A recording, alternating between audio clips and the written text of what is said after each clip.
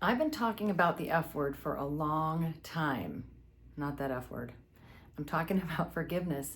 But the reason I call it the F word is because it is so hard to do. I mean, it can be so difficult to forgive somebody when it doesn't seem like they deserve it.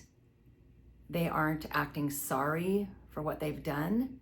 And so we have a hard time doling out that F word to people who have hurt us, especially those who have hurt us the most. But once we learn how to use this, once we learn how to live, really live out that F word, that powerful one, then it becomes easier to forgive even those people who've hurt us the most. But even once we do that, it can be the most difficult sometimes to forgive ourselves.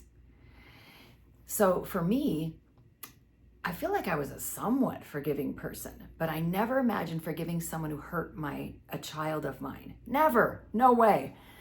And then my daughter was shot the first time when she was 18, and it was near fatal. And this guy, he went to prison for 10 years, and I'm glad he needed to go to prison. But that's the first time I really learned about using the F word in a big way. And I had to do it because it was killing me. The anger, the resentment, the hatred. So I had to forgive him. And I'd seen other parents who had done this. I would watch a show where somebody's child was killed and they would say, I've forgiven the person who shot them. And I thought, wow, really? And not me, I would never do that. But then I realized that this lack of forgiveness was eating me alive. So I had to. And it was really freeing. Now, I need people to understand that there's a big difference between justice and forgiveness. I still wanted justice. I wanted more than 10 years. But the forgiveness was for me, and it was for everyone else around me. I mean, what kind of a person would I have become had I not done that? So then, fast forward through my daughter's addiction, all those years of just horrific situations, things I had to save her from, times I had to see her in ways I never would have imagined seeing my child. And just the lies and her not wanting to fight her beast and all the stuff. I learned how to forgive her. I had to forgive the drug dealers. I wanted them to go to prison, but I forgave them again because I couldn't live that way. And so if you're living with any kind of unforgiveness, you have to really consider this. What is it doing to you? So when I really began to think about the guy that shot Jamie the first time, he couldn't have given a rip if I'd forgiven him or not, right? This wasn't about him.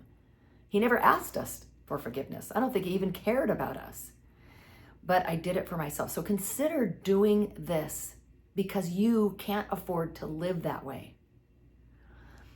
And so I did that, right? And then I started getting on a roll here. I was like, wow, I'm forgiving everybody for everything. This is awesome.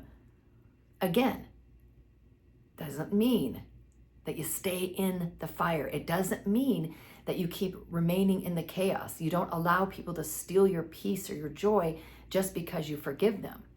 In fact, I believe now that we can forgive anything, but not everything is excusable. Something can be inexcusable. You can forgive someone on your way out the door. But I found that the most difficult person to forgive was myself. And, think about this in the middle of Jamie's addiction. I couldn't forgive myself for, I didn't even know what. But I was convinced it couldn't be her fault for picking up the drugs in the first place. It couldn't be her fault for not getting help. Certainly her brain was becoming hijacked, but I just figured it had to be something I did wrong. After all, I was her mom. And, I went down the list 1,000 times of all the things I'd done wrong. It must have been this thing. It must have been that time, that thing I said, that thing I didn't do. And finally, I realized this is ridiculous. I'm willing to forgive a guy who shot her, but not myself for I didn't even know what. And so learning that self-forgiveness is very, very powerful. And then after Jamie was murdered, because I had learned how to use the F word, I was able to forgive the guy that murdered her. Now, we haven't had a trial yet. It's been almost 9 years. We haven't had a trial yet, and I hope he spends the rest of his life in prison. I absolutely do. But I've forgiven him for me. for Sean, for Rich, for everyone in my life, and people I haven't even met yet that won't be poisoned by my unforgiveness, my anger, resentment. It's just not worth it. But after Jamie was murdered, the guilt started coming again. And I just had to learn how to forgive myself again. But once you get into the habit, you can do it much quicker.